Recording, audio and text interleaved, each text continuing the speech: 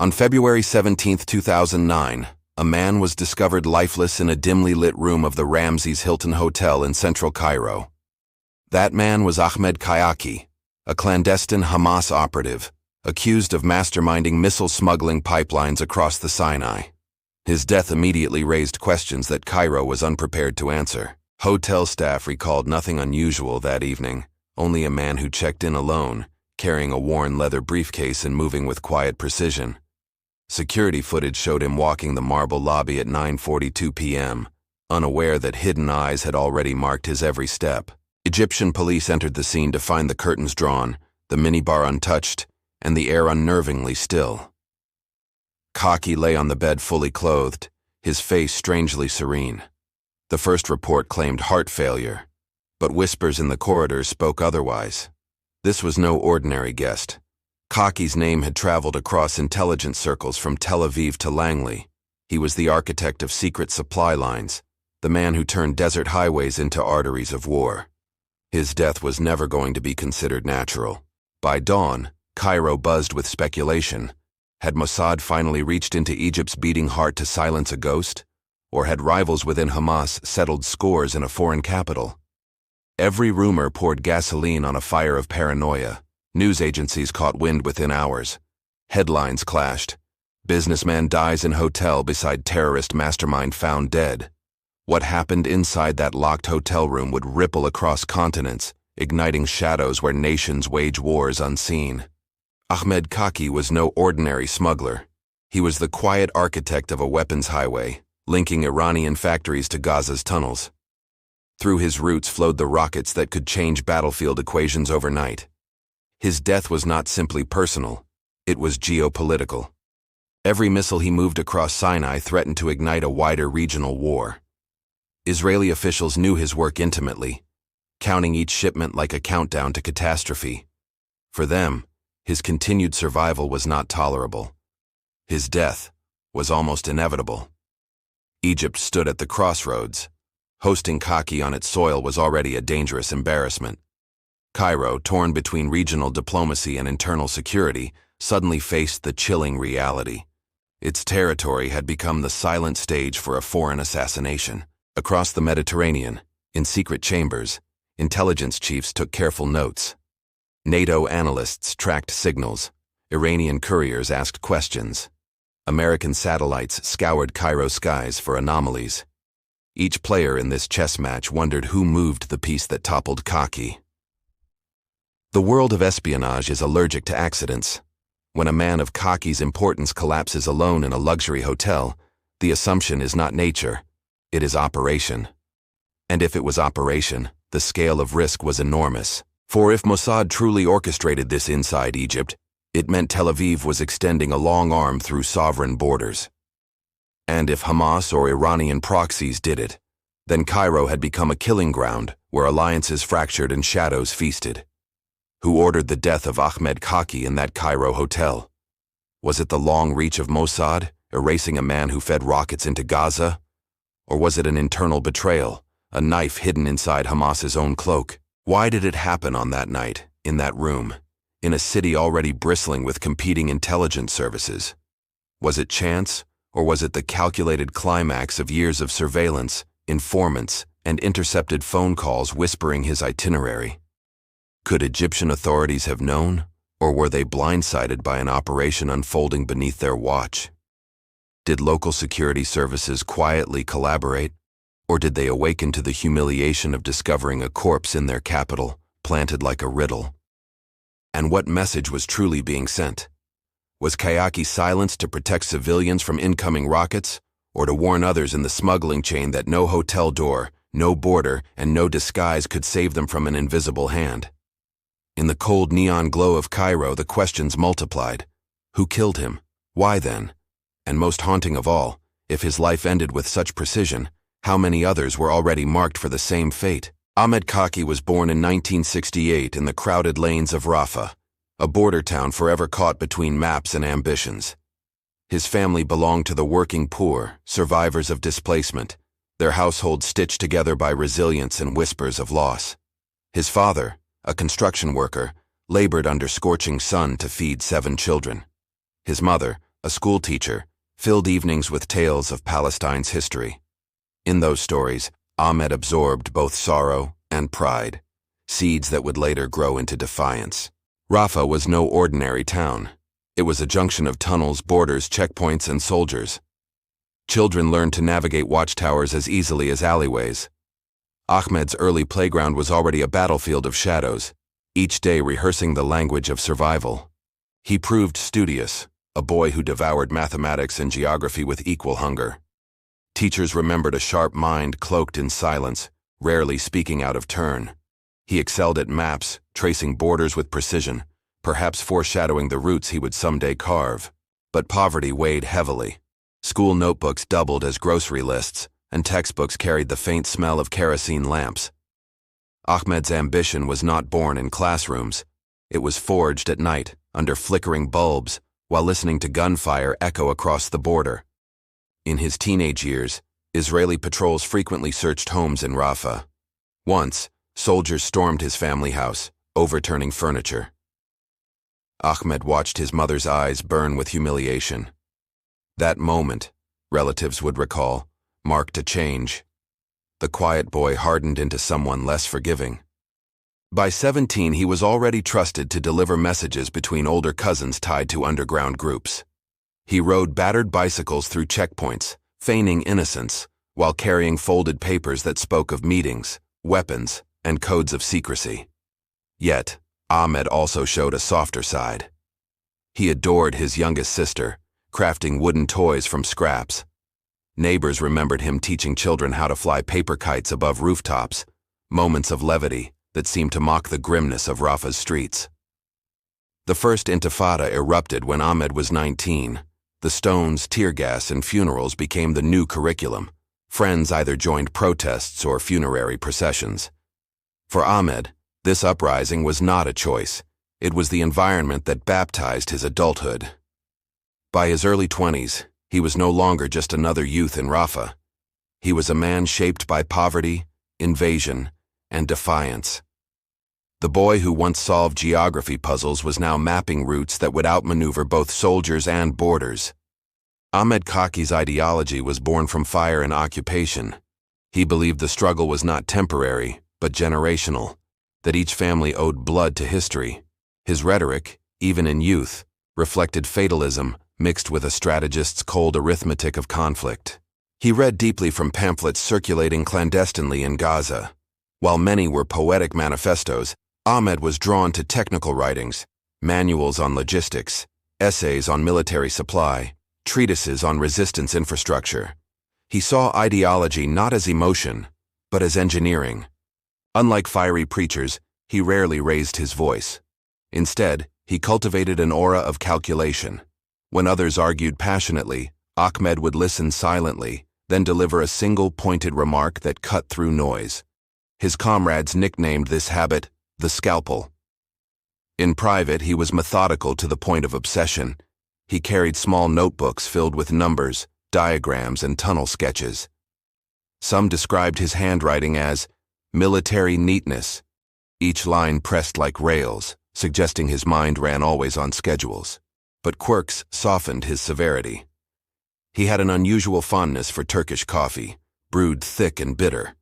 Companions claimed he could not plan a meeting without it.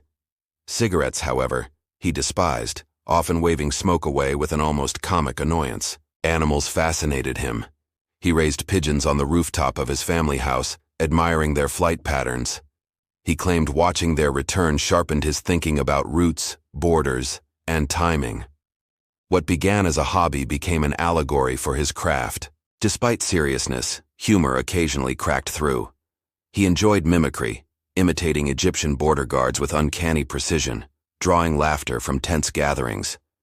It was this unexpected humor that disarmed allies and masked the dangerous patience that made him formidable. Ahmed's ideology was ironclad, but it was paired with idiosyncrasies, coffee, pigeons, mimicry, that gave him depth.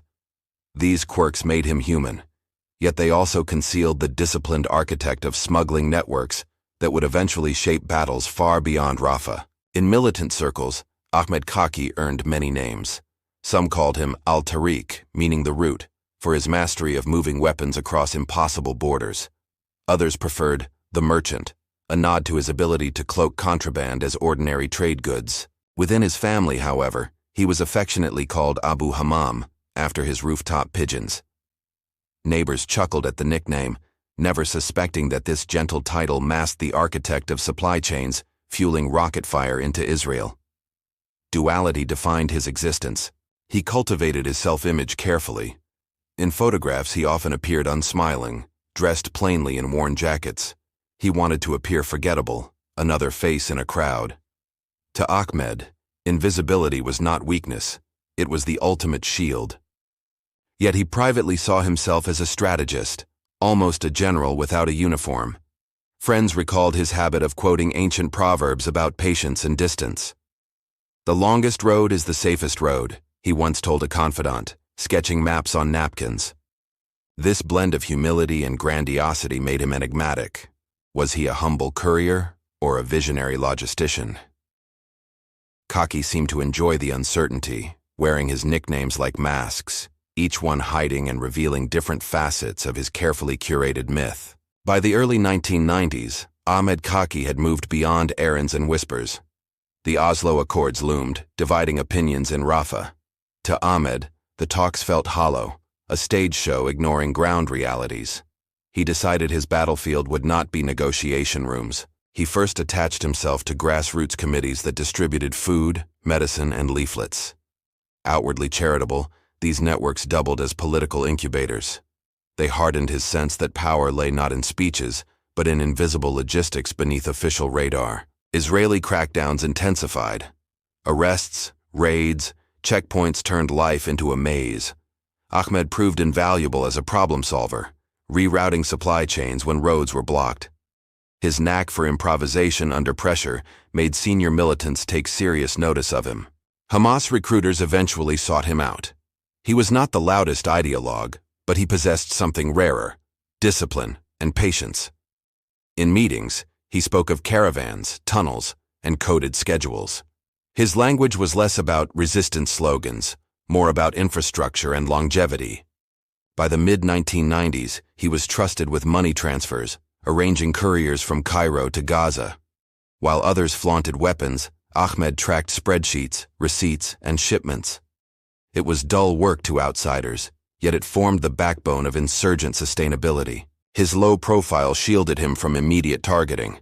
Egyptian intelligence noted his comings and goings but underestimated his role, dismissing him as another courier.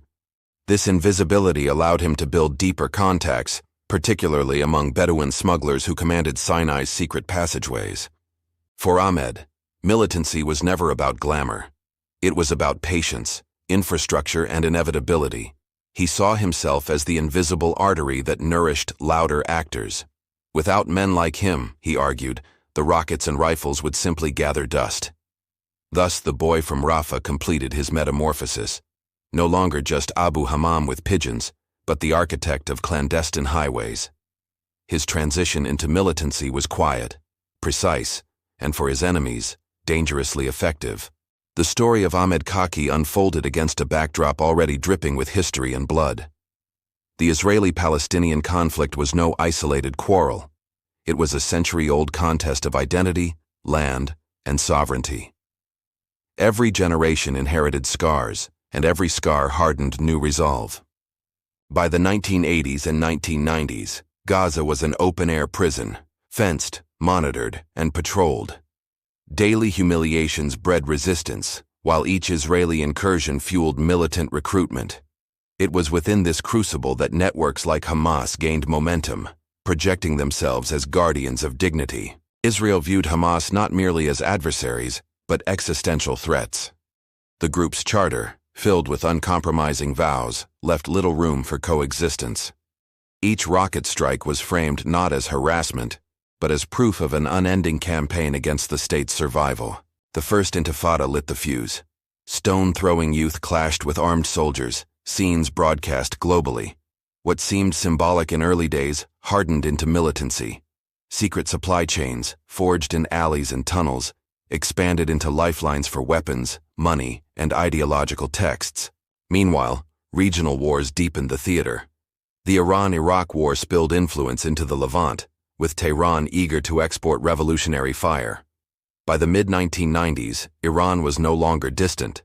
It was a benefactor, injecting funds and weapons into Gaza's veins. Sinai became a corridor of chaos. Egyptian crackdowns chased smugglers, but desert tribes exploited their knowledge of shifting sands.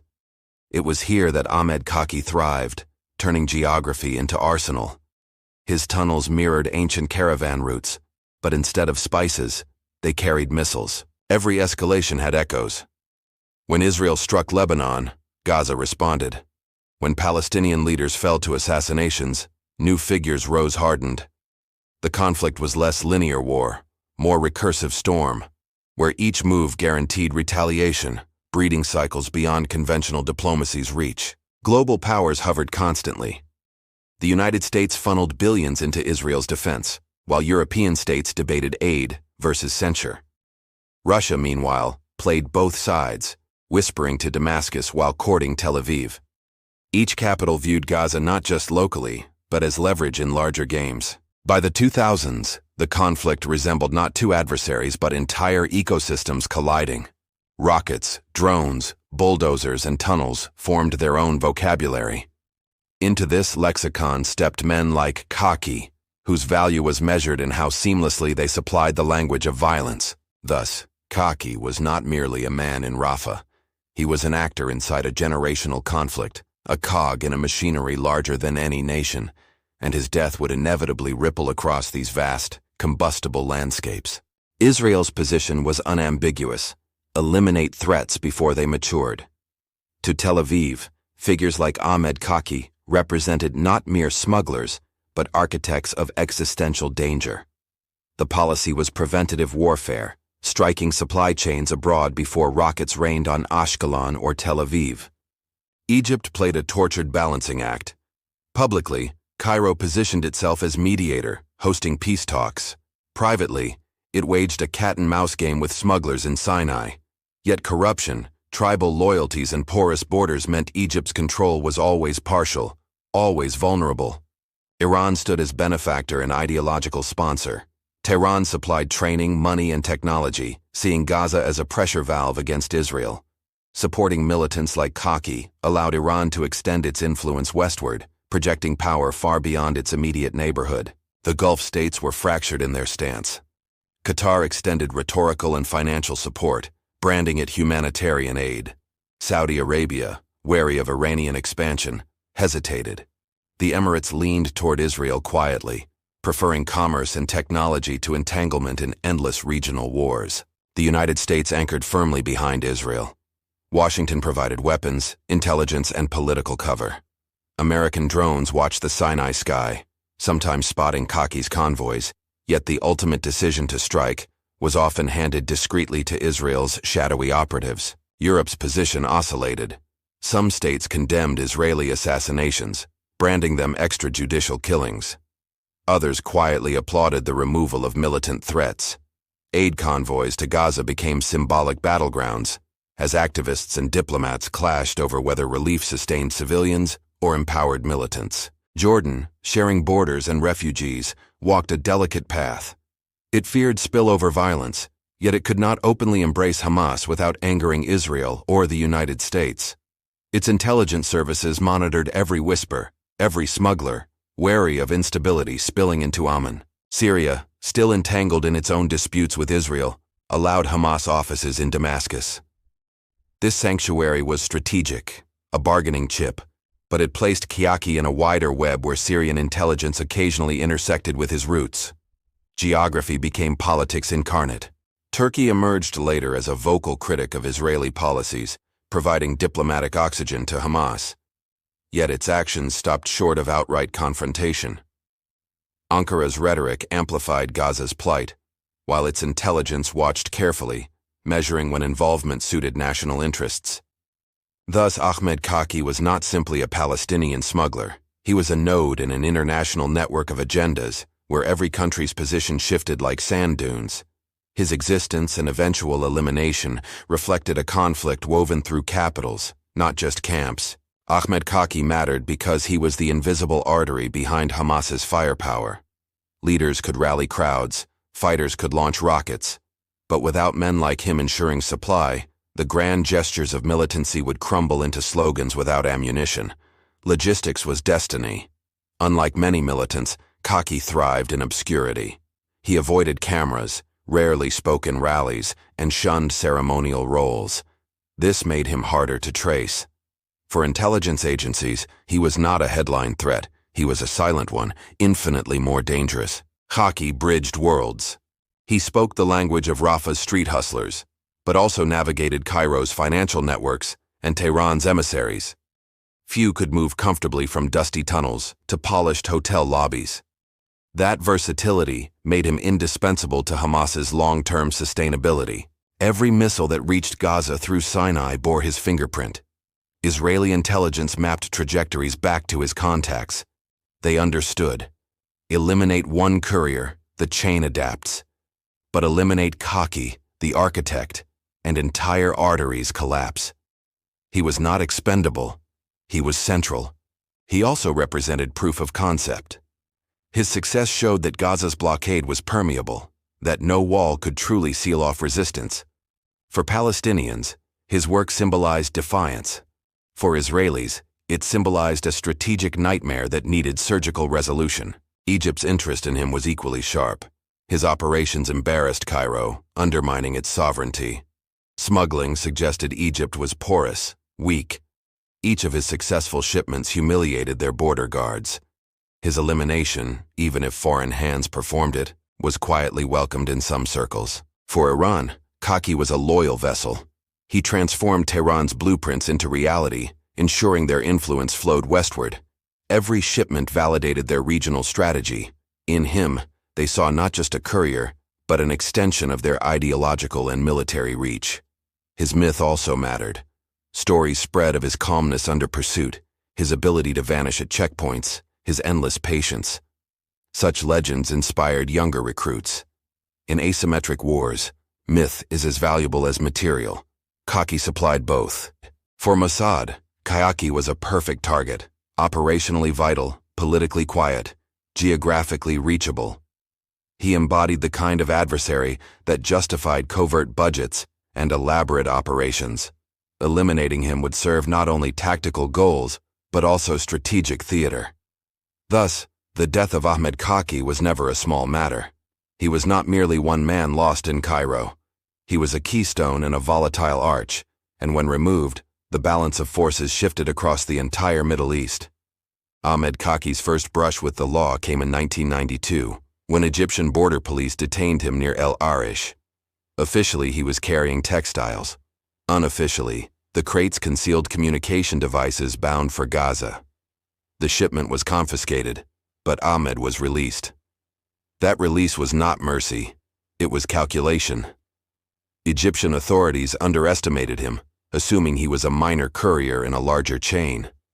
They noted his name in files, then turned attention elsewhere. For Ahmed, this dismissal was a gift, almost invitation. He grew bolder. By 1994, Israeli patrols intercepted convoys tied to his networks. Once near Kerem Shalom, soldiers discovered false compartments in water tankers concealing rifles. Though Ahmed avoided capture, whispers in intelligence reports began marking him as recurring figure. Smuggling was not only weapons. He arranged forged documents, money laundering routes, and cross-border safehouses. Cairo's police occasionally arrested his couriers, but Ahmed's face remained absent. He cultivated the art of letting others fall while he slipped quietly into shadows. In 1996, however, he spent 3 weeks in an Egyptian prison after a raid swept dozens of suspects. Official charges cited illegal trade, never naming terrorism. Conditions were harsh, but his silence during interrogations impressed senior Hamas operatives monitoring events. When freed, Ahmed returned sharper, hardened. He spoke less, trusted fewer, and began structuring his networks with redundancies. No shipment relied on a single man. He learned from the arrests. Weakness lay in centralization, strength lay in compartmentalization. By the late 1990s, his reputation had grown in whispered circles. He was the man who could outmaneuver checkpoints, the one whose arrests were temporary interruptions. Law enforcement viewed him as nuisance. Hamas viewed him as rising star. Thus, each brush with authorities, instead of deterring him, sculpted him into a more cautious, more disciplined operator. The early crimes and arrests were not setbacks. They were rehearsals for a larger performance that would soon stretch across continents. Ahmed Khaaki's second major imprisonment came in 1999, when Egyptian authorities, under pressure from Israeli intelligence, swept through Sinai villages. This time, charges were vague but pointed: conspiracy, smuggling, destabilization. He vanished into interrogation cells where sunlight seldom reached. Accounts from fellow detainees described brutal conditions. Prisoners claimed beatings, electric shocks, and sleep deprivation were routine. Ahmed, they said, endured quietly, rarely screaming, often staring silently at walls as if mapping tunnels within his own mind. Rumors circulated that he confessed nothing, revealing neither names nor routes. His silence elevated him into myth among militants. Stories painted him as unbreakable, a man who could absorb pain without yielding secrets. Reality may have been murkier, but myths spread faster. Upon release 2 years later, Ahmed re-emerged thinner, slower to speak, yet more venerated. Some comrades noticed he now limped slightly, perhaps from mistreatment. Others claimed the limp was exaggerated, a disguise to appear weaker than he truly was. Whether torture broke or emboldened him remains uncertain. What was undeniable: prison transformed him.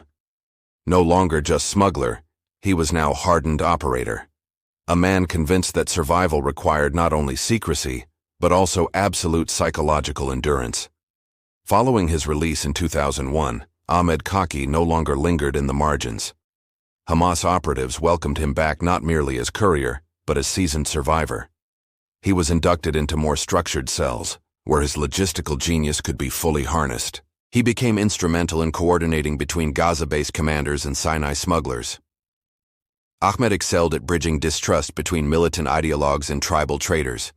With patience and bribes, he converted Bedouin skepticism into loyalty, creating arteries that bypassed Egyptian scrutiny. But Hamas was not his only network. In Cairo, Ahmed quietly cultivated ties with smaller Islamist factions, some with tenuous connections to the Muslim Brotherhood. He offered them logistics expertise in exchange for safe houses, documents, and discreet financial channels. By 2003, he effectively operated a semi-autonomous wing of smuggling operations. Though nominally under Hamas's umbrella, many routes bore his stamp alone. Allies referred to his operations as al-Khaki lines, a term reflecting both his surname and his obsession with order. This expansion brought him into Iran's orbit. Tehran's emissaries noted his reliability and precision. In one secret meeting in Damascus, Ahmed reportedly impressed handlers with detailed tunnel blueprints, earning their trust as a logistical bridge to Gaza's militants. His rise, however, drew scrutiny from Egyptian intelligence. They monitored his visits to Cairo hotels, his sudden influx of money, his discreet meetings with men carrying Lebanese or Syrian passports. Surveillance thickened, though Ahmed often slipped away before traps closed. Within Hamas, he was no longer background figure. He advised on timing of shipments, coordinated diversions, and occasionally mediated disputes over territory. His calm demeanor gave him unusual authority, even when speaking before fiery commanders far more famous. Thus, the former messenger boy of Rafa became architect of networks. By the mid-2000s, Ahmed Khaaki was indispensable, a man whose hands never fired a rocket, yet whose fingerprints appeared on every shipment that allowed one to launch. By 2005, Ahmed Khaaki's smuggling empire matured. Weapon shipments grew larger, no longer rifles in hidden crates, but entire consignments of missiles dismantled into parts. Each delivery reassembled in Gaza's tunnels, feeding arsenals that gave militants longer range and greater devastation. Soon, his operations stretched beyond weapons. He arranged the smuggling of engineers, Iranian and Lebanese specialists who trained militants in rocket assembly. Each arrival in Gaza carried consequences measured in Israeli military briefings and regional balance sheets. Khaaki's involvement deepened further. Intelligence reports linked him to kidnappings of rival smugglers who refused allegiance. Some vanished entirely in Sinai sands. Bedouin elders whispered that Ahmed ordered their disappearances, preferring loyalty enforced by fear rather than negotiation. By 2006, Israeli hostages became bargaining chips. Though never publicly credited, whispers suggested Khaaki helped move captives across Sinai routes. Each abduction inflamed headlines, while his fingerprints remained invisible, hidden behind layers of intermediaries and deniability. Killings followed. Rivals suspected of leaking to Egyptian intelligence were discovered executed, their bodies dumped in desert trenches. Though unproven, patterns pointed toward his networks. Ahmed cultivated an aura. Deals with him meant profit. Betrayal meant disappearance. These escalations elevated his standing within Hamas. He was not simply facilitator but enforcer, ensuring discipline within networks. His dual role, supplier and judge, made him indispensable. Leaders in Gaza relied on his ruthlessness as much as his precision. For Israel, his name climbed higher in intelligence reports. Each rocket barrage during 2007 conflicts was traced back through smuggling lines that bore his mark. Khaaki's escalation had moved him from nuisance to prime architect of regional destabilization. By late 2000s, his legend had shifted. No longer pigeon keeper of Rafa, he was the desert's shadow broker, smuggler, kidnapper, executioner. His rise was violent, deliberate, and, for Mossad, intolerable. In March 2003, Egyptian police seized 2 trucks near Ismailia. Hidden beneath sacks of onions were crates of rifles bound for Rafa. The drivers confessed under duress, naming Ahmed Khaaki as organizer. Yet Ahmed vanished days before raids, leaving investigators frustrated. On July 14, 2004, Israeli forces intercepted a fishing boat off Gaza's coast. Beneath false flooring, commandos uncovered missile parts labeled as mechanical tools. Intelligence reports traced the shipment through Sinai routes coordinated by Khaaki, confirming his maritime reach. In November 2005, Cairo's security services raided apartments in Nasser City. Arrested militants carried forged Syrian passports, later linked to Ahmed's networks. The documents bore his familiar hallmarks, serial numbers carefully filed away, pages subtly altered, impossible for casual detection. By August 2006, during Lebanon's war, shipments increased dramatically. Ahmed supervised convoys disguised as aid trucks, carrying rockets from Sudan into Sinai. Bedouin escorts ensured safe passage. Mossad analysts later identified these specific shipments as providing Hamas its first Iranian-made Fajr rockets. On May 2, 2007, Egyptian intelligence arrested 2 couriers transporting explosives near Suez. Both men insisted they worked independently, but receipts in their pockets carried coded numbers traced directly to Khaaki's notebooks. It was one of the few times his paper trail surfaced. In January 2008, rival smugglers were kidnapped near Rafa. Weeks later, their bodies were found shot execution style. Egyptian press hinted at tribal vendettas, yet regional intelligence reports quietly attributed the killings to Khaaki's orders, consolidating his control over fragmented desert routes. By October 2008, Israeli drones shadowed a convoy across northern Sinai. Missiles destroyed several vehicles, but Khaaki was not present. Survivors whispered he had changed cars at the last moment, a maneuver that reinforced his reputation for uncanny survival instincts. Each incident layered his legend. Failed arrests, intercepted shipments, assassinated rivals, all pointed toward a man whose fingerprints were everywhere, yet whose face remained elusive. These step-by-step episodes charted his rise from courier to phantom kingpin of smuggling corridors. By 2009, Ahmed Khaaki's name circulated in international intelligence briefings. No longer buried in footnotes, he appeared in bold type. Mossad analysts referred to him as the artery. American reports labeled him logistical enabler. Egypt branded him a destabilizing force in Sinai. Israel formally placed him on its clandestine most wanted list in late 2008. The designation meant every conversation, every transaction, and every trip outside Gaza would be watched. Satellites tracked convoys. Drones hovered longer over Sinai dunes. His anonymity had expired. Interpol never issued a public red notice, but regional networks exchanged alerts under diplomatic cover. European airports quietly flagged his aliases. Syrian and Iranian handlers instructed him to restrict travel. Each move carried risk. His survival became a countdown.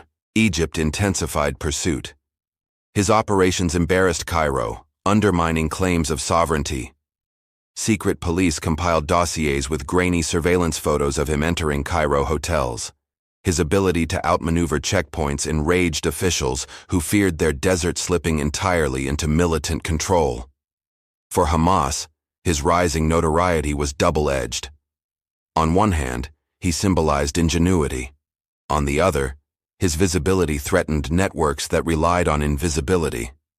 Commanders debated whether he had become liability, a marked man whose shadow endangered broader operations. American intelligence flagged him too. Pentagon briefings described his networks as transnational smuggling enterprise with military implications. Washington did not prioritize him like high-profile bomb makers, but acknowledged that his shipments translated directly into rockets, striking Israeli civilian centers. Iran, conversely, shielded him. Tehran's Revolutionary Guards admired his discipline. They funneled resources through him, dismissing warnings from Hamas leaders about his exposure. To Iran, Ahmed was irreplaceable. To Mossad, he was an overdue target painted in bright red. Media caught only fragments. Occasional leaks described an Egypt-based Hamas smuggler. But no photo accompanied articles, no interview surfaced. The paradox strengthened his myth. Famous enough to be hunted, obscure enough to remain faceless. In intelligence corridors, his profile grew heavier. He was no longer seen as courier but strategist, kingpin, facilitator of regional instability. His name moved up lists, closer to lines where policy transformed into assassination. Thus, by the time he checked into Cairo's Ramses Hilton in February 2009, Ahmed Khaaki was no longer a shadow. He was a marked figure, already sentenced invisibly by states that operate in silence, planning only how and when. The first credible attempt on Ahmed Khaaki's life came in October 2006. Driving near Rafa, his convoy was ambushed by gunfire from unknown assailants. Officially attributed to tribal disputes, whispers insisted it was a joint Israeli-Egyptian sting. Ahmed escaped unscathed, reinforcing his legend. In December 2007, a car bomb detonated outside a Cairo apartment he occasionally used as safe house. The blast killed 2 couriers but missed him by hours. Egyptian police blamed criminal rivalries. Intelligence files, however, quietly marked Mossad involvement with coded certainty. By mid-2008, Israeli drones tracked his movements relentlessly. One strike near Al-Arish obliterated 3 vehicles in a fiery desert plume. Yet Ahmed had switched cars minutes earlier, using decoys. Survivors later joked he carried invisible maps predicting missiles in advance. Another attempt surfaced in Damascus. In July 2008, he fell violently ill after a discreet dinner with suspected Iranian intermediaries. Hospital tests suggested poisoning. He recovered slowly, convinced the food had been laced. Whether Mossad or rivals orchestrated it remains unresolved. Egypt also tried indirect pressure.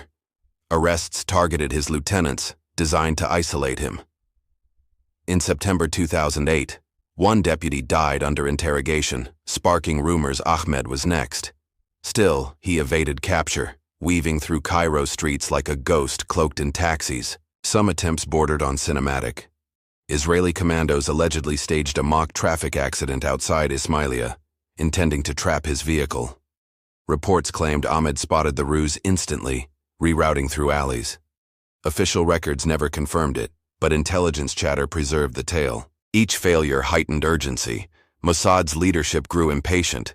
Tel Aviv demanded results, framing Khaaki's survival as national embarrassment. Analysts warned every missed chance allowed him to move another shipment, each rocket extending shadows of war across southern Israel. For Hamas, the pressure was visible. Some leaders feared association with him invited collective punishment. Yet others glorified his survival, branding him invincible. Songs circulated in Gaza, verses praising his escapes as proof divine providence shielded their cause. American analysts noted with interest. Failed assassination attempts revealed intelligence gaps, miscalculations in timing, reliance on faulty informants. Washington briefings concluded, eliminating Khaaki would require precision, deception, and patience, exceeding routine counter-terror operations.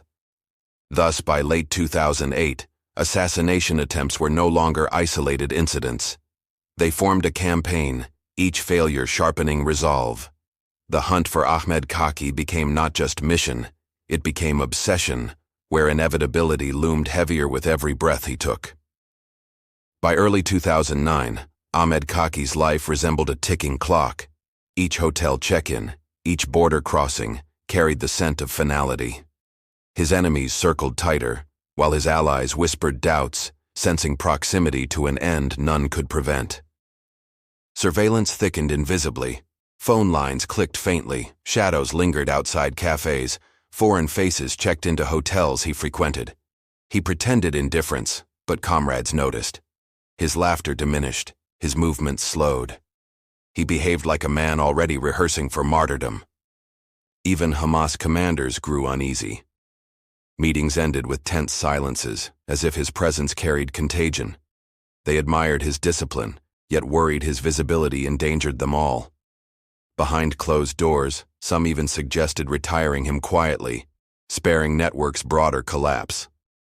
For Mossad, the calculus shifted from opportunity to inevitability. The question was no longer if, but when. Precision timing mattered. His death must be clean, deniable, surgical. Plans accumulated like blueprints, each rehearsal narrowing the margin for error. Thus, Ahmed Khaaki walked Cairo's boulevards like a ghost in waiting. He carried pigeons in memory, maps in notebooks, and death in his shadow. Inevitability hung over him like smoke, promising that the hunter's patience would soon reach conclusion. The hunters arrived in Cairo like ghosts in tailored suits. February 2009, flights trickled in from European hubs, Zurich, Vienna, Rome. Each operative carried passports with names borrowed from strangers, faces altered by subtle surgeries, identities woven from bureaucratic smoke. They landed at different hours, never as a group. One appeared as French businessman attending trade fairs, another as Canadian tourist sketching pyramids, a third as South African consultant with folders of fake contracts. Their cover stories rehearsed like theater. At customs, they moved with calculated normalcy. Bags contained ordinary clothes, toiletries, perhaps a guidebook. Hidden within, however, were specialized tools, lockpicks disguised as pens, micro cameras embedded in chargers, coded communications tucked into paperback novels. Hotels across Cairo welcomed them unknowingly. Operatives checked into mid-tier establishments near Zamalek, Garden City, and downtown. They scattered deliberately, ensuring no two passports linked by location. Yet all were within short drive to Ramses Hilton, their true stage. Each carried a fragment of the operation, never full picture. Compartmentalization was doctrine. One controlled surveillance, another handled entry, a third specialized in pharmacology. Only a few held knowledge of final act, an invisible choreography written by Mossad handlers abroad. Meetings occurred in cafes, embassies, or crowded markets. A glance at newspaper headlines, a folded napkin, a misplaced coin, all subtle signals of synchronization. Cairo bustled unaware, never realizing the city was theater for an imported script of assassination. Meanwhile, Mossad headquarters monitored from afar. Secure channels relayed satellite imagery, intercepted phone chatter, Egyptian police schedules. Every detail mattered. Traffic flows, hotel staffing, weather reports. Precision required omniscience, and omniscience required layers of watchers above the watchers. Thus, by mid-February, Cairo hosted strangers with ordinary faces and extraordinary purposes. They walked among tourists and traders, but their true task was singular: to erase Ahmed Khaaki without leaving behind a footprint heavier than cigarette ash. The Ramses Hilton towered above Cairo's Nile Corniche, a magnet for businessmen, diplomats, and tourists. Into this revolving door stepped Mossad operatives under aliases. Each check-in was innocuous. A signature in the ledger, a polite nod, luggage carried without suspicion. One operative claimed to be an energy consultant. Another posed as Italian photographer, camera bag filled less with lenses than surveillance gear. A third, a woman, signed in as Canadian academic attending a regional seminar. their covers layered seamlessly. They requested rooms on different floors, strategically aligned for vantage points. Windows overlooked lobbies, corridors, and entrances. From these perches, micro-cameras captured comings and goings, transmitting data through encrypted bursts disguised as ordinary hotel Wi-Fi traffic. Khaaki's own arrival was noted on February 15, 2009. He checked in alone, carrying worn briefcase. Operatives recorded his room number, 814, within minutes. Surveillance tightened instantly. His door discreetly watched, his phone tapped, his movements logged like numbers in ledgers. Inside cafes and lounges, operatives blended with guests. One sipped espresso endlessly. Another pretended to read financial newspapers. Their true focus was Khaaki: who he met, what he carried, how long he lingered near phones or elevators. Hotel staff unknowingly assisted. Bribes ensured duplicate keycards, access to maintenance records, and copies of staff rosters. Even cleaners became part of surveillance chain, reporting Khaaki's requests or noting the times he left "Do Not Disturb" signs on his handle. Mossad's Cairo station coordinated quietly, careful not to trigger Egyptian counterintelligence. Each operative knew Egypt's General Intelligence Directorate could be as lethal as their target. One misstep risked transforming hunters into prey. Their bodies vanished into anonymous prison cells. For now, surveillance remained invisible. Khaaki moved unaware through marble corridors, while shadows trailed him silently.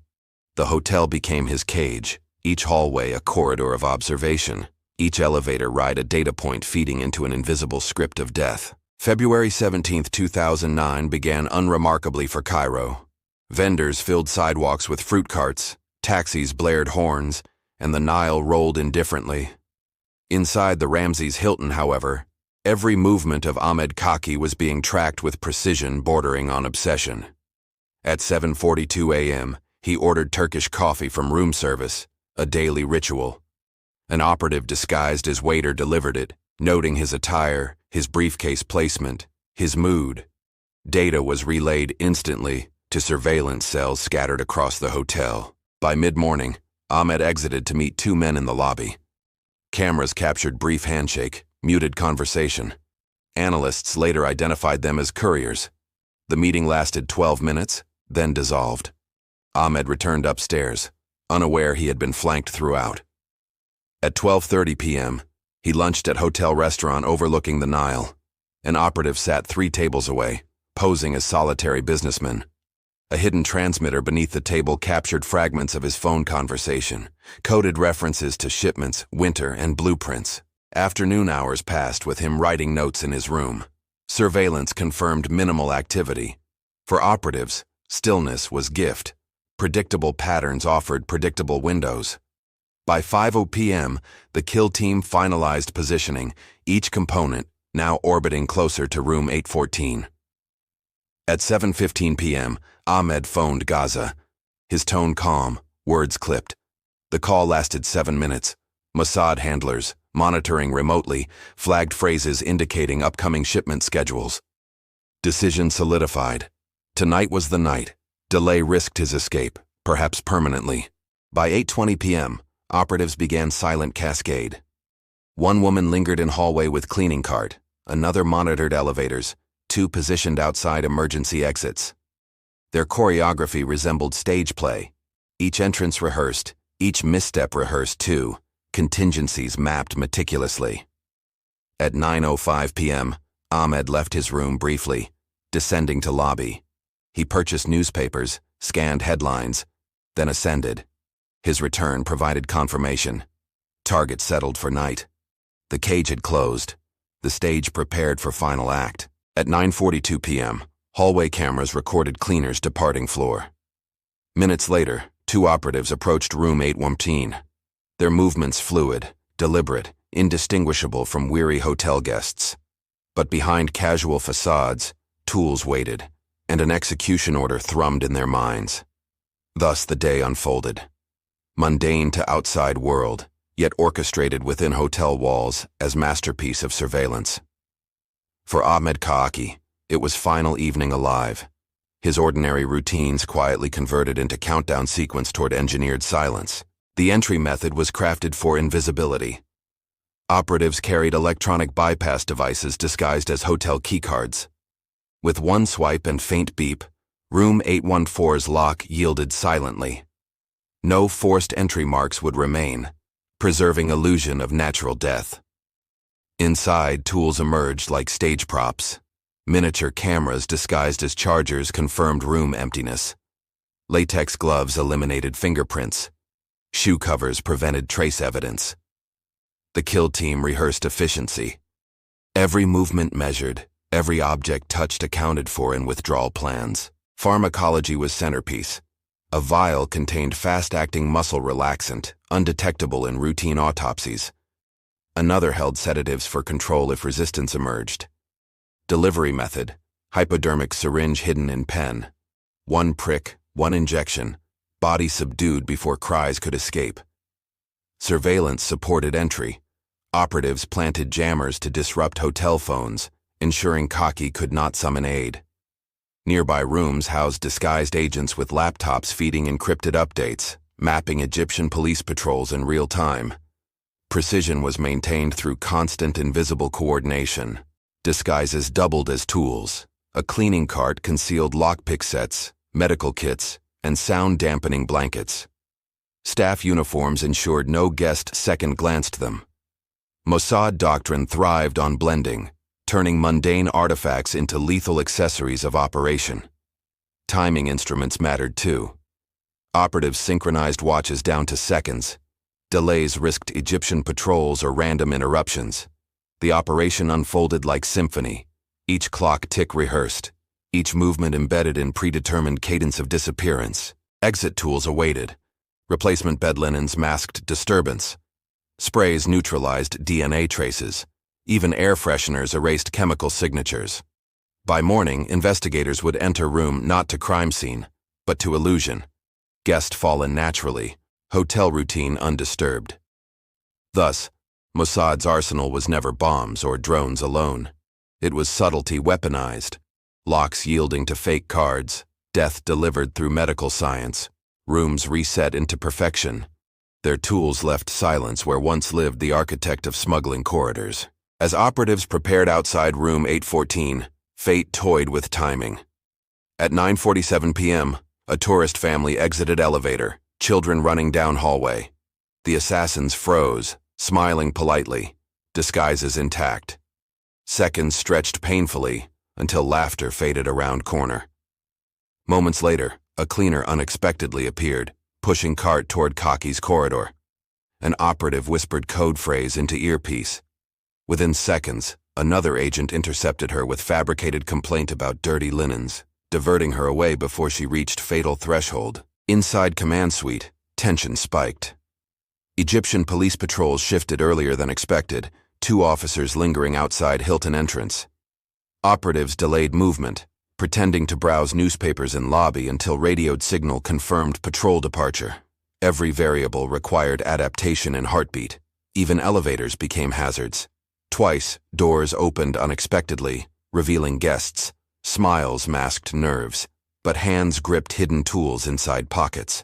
The line between cover and exposure narrowed with every mechanical ding, each moment threatening collapse of meticulously woven facade. Yet fortune favored them.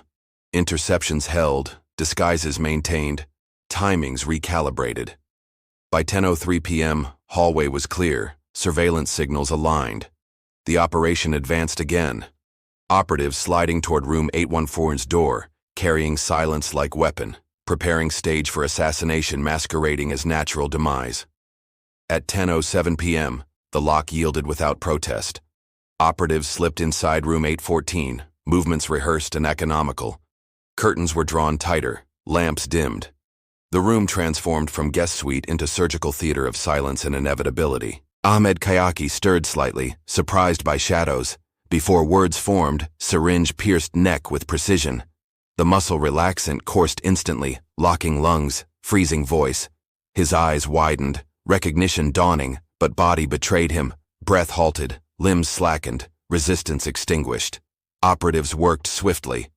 They positioned him on bed, straightened arms, adjusted shirt. Pulse faded within minutes.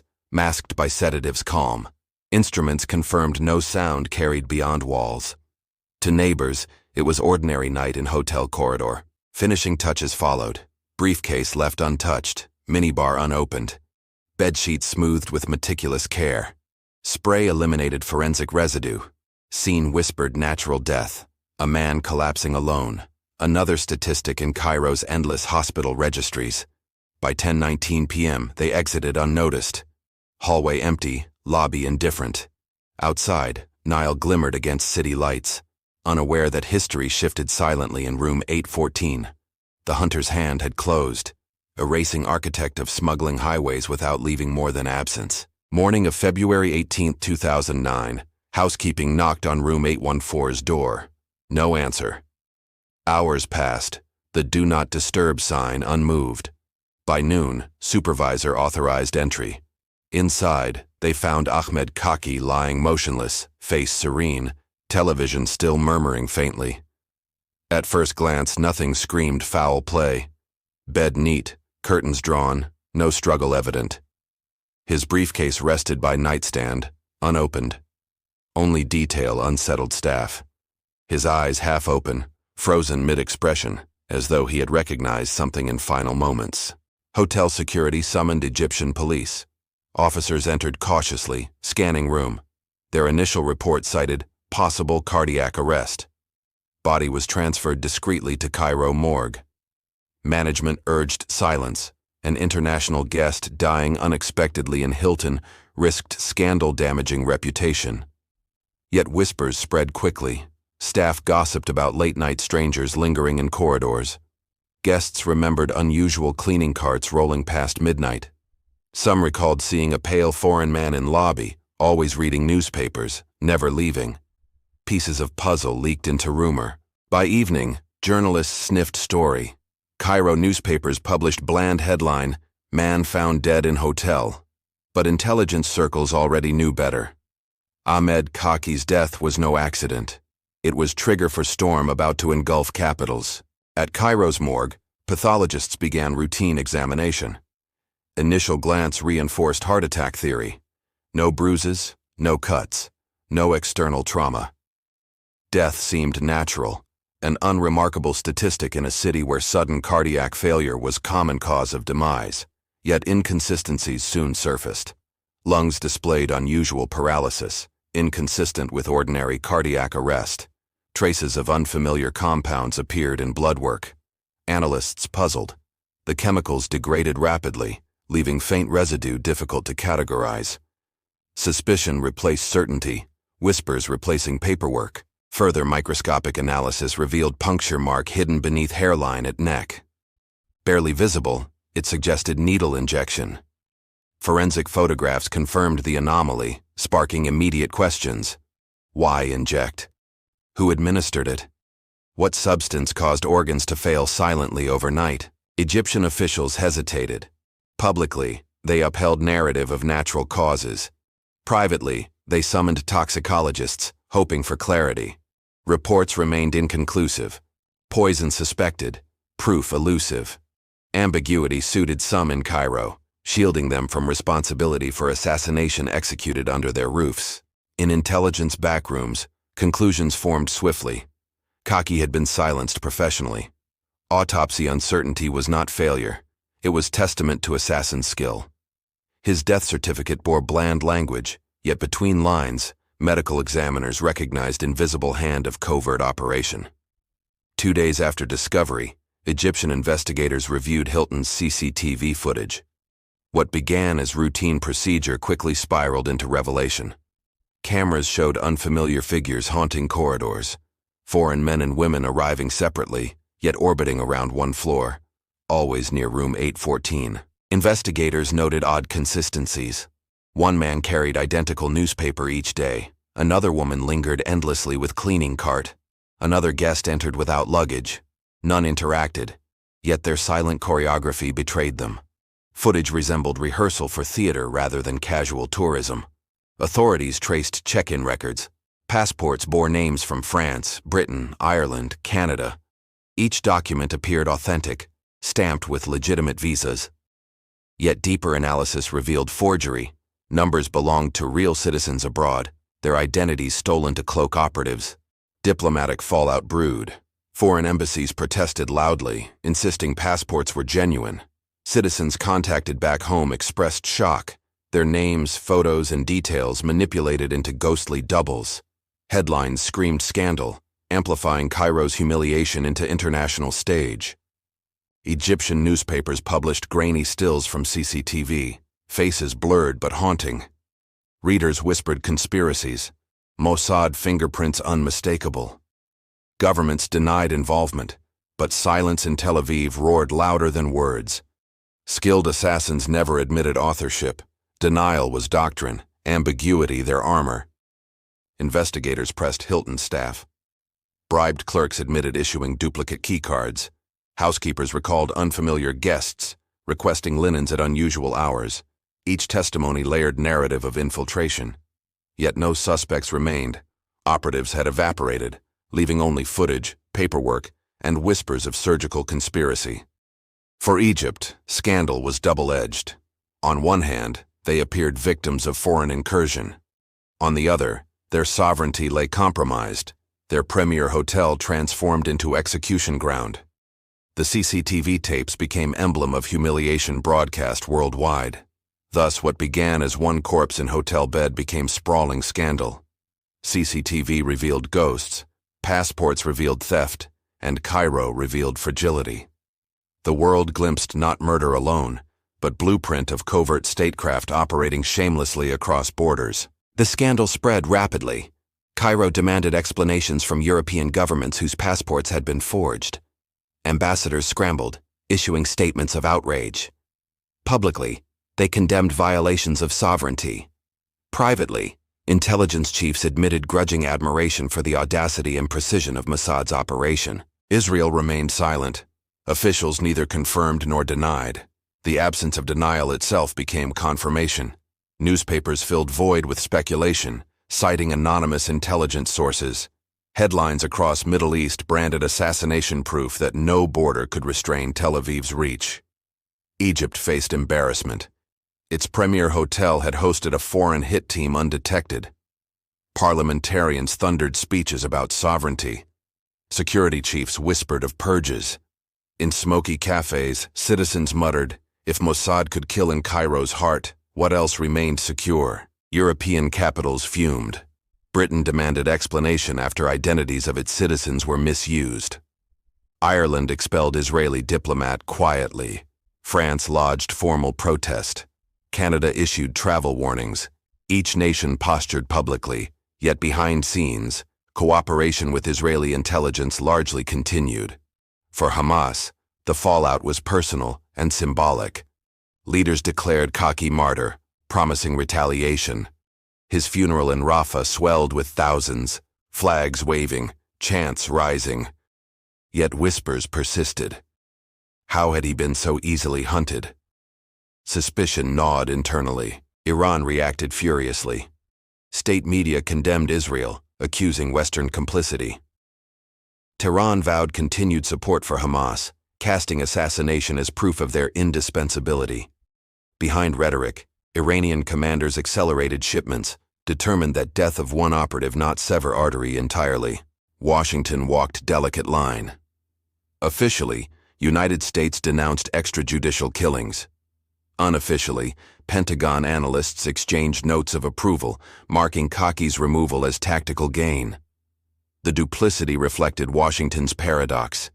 Public disapproval, private satisfaction when enemies of allies disappeared. Thus, global fallout spiraled. Diplomatic cables crackled with recriminations, streets with protests, morgues with unanswered questions.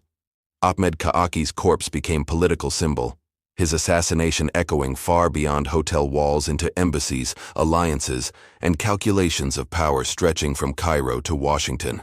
Behind every assassination lies not only operatives but bureaucracies, silent offices humming with fluorescent lights. The decision to erase Ahmed Khaaki was not whispered by lone spy master. It was processed through memos, approvals, committees disguised as routine administrative briefings. Mossad's shadow bureaucracy operated like invisible empire. Analysts drafted dossiers, Lawyers debated deniability, clerks filed travel expenses under innocuous codes. A death order disguised itself as logistics request, buried in paperwork signed without fully acknowledging what signature enabled. Funding flowed through shell companies, accounts in Cyprus, cash couriers in Athens.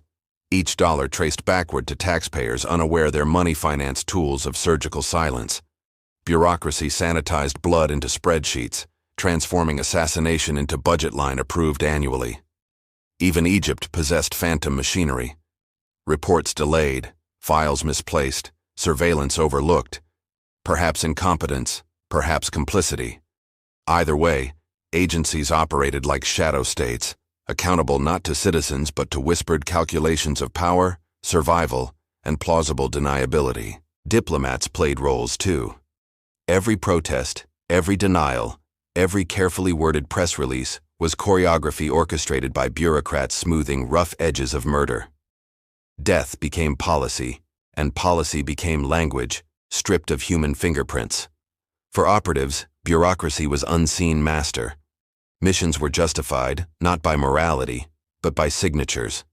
They killed because paperwork demanded it, because faceless committees pressed rubber stamps far from Cairo's neon glow. Thus, the phantom bureaucracy emerged as silent empire, its corridors sterile, its decisions lethal, its legacy etched not in monuments, but in hotel rooms where history collapsed without warning.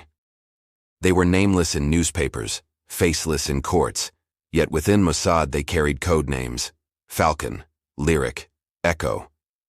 Each belonged to Kaidan, the unit whispered like ghost story across intelligence circles, trained to kill and vanish without ripples. These operatives lived double lives. One morning they posed as accountants balancing ledgers, by evening, assassins balancing syringes.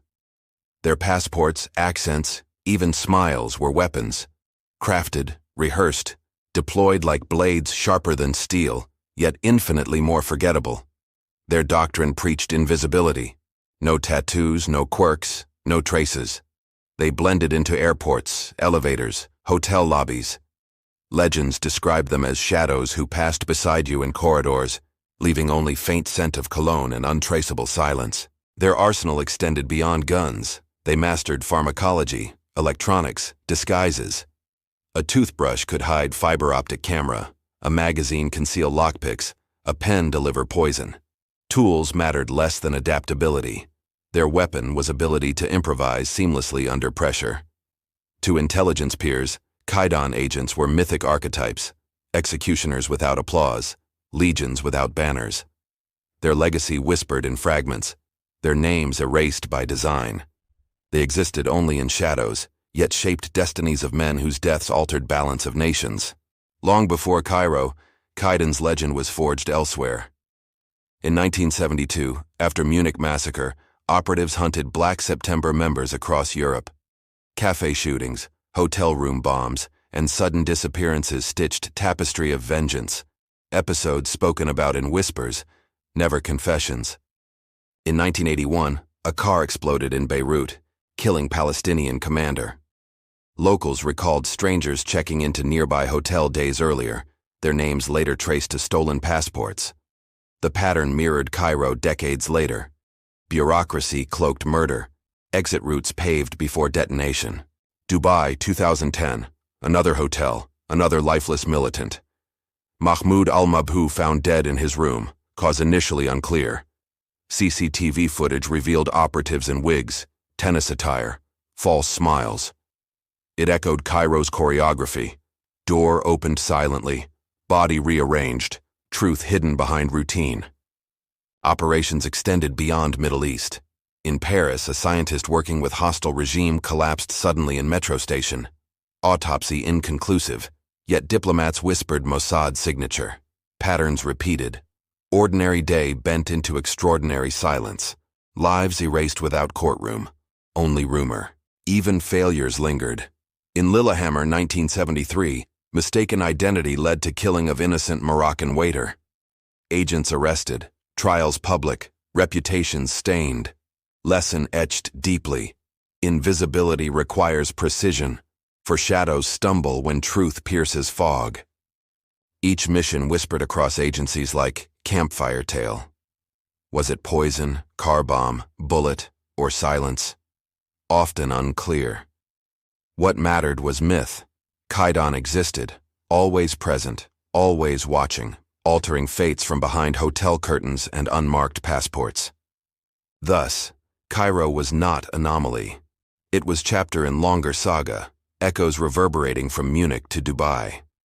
Every operation left unresolved questions, each question reinforcing legend, a hidden legion sculpting geopolitics from shadows.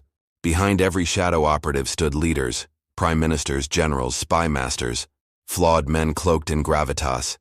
They signed off missions with trembling pens, knowing deniability would shield them, yet conscience gnawed faintly in quiet hours of sleepless nights.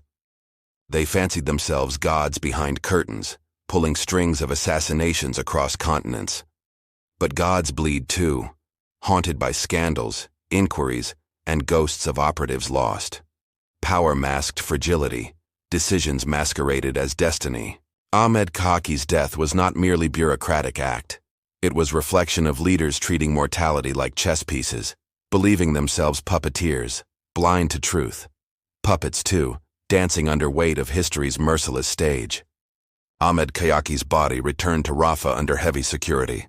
Thousands flooded narrow streets, chanting martyrdom slogans.